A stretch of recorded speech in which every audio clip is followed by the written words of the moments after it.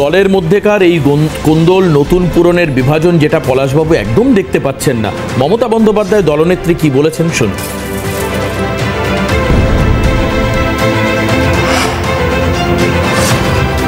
আর সবাইকে আবেদন করব, যদি কেউ এখনো দুঃখ করে ঘরে বসে থাকেন লোকাল ঝগড়ার জন্য, তাকে ডেকে নিয়ে আসুন।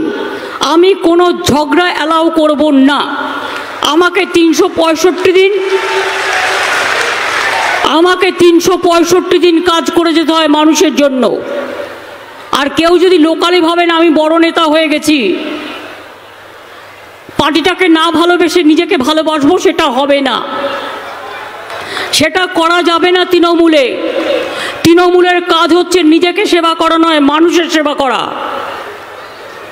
তৃণমূল কংগ্রেস পরিবার হচ্ছে মানুষের পরিবার, এটা মাথায় রাখতে হবে।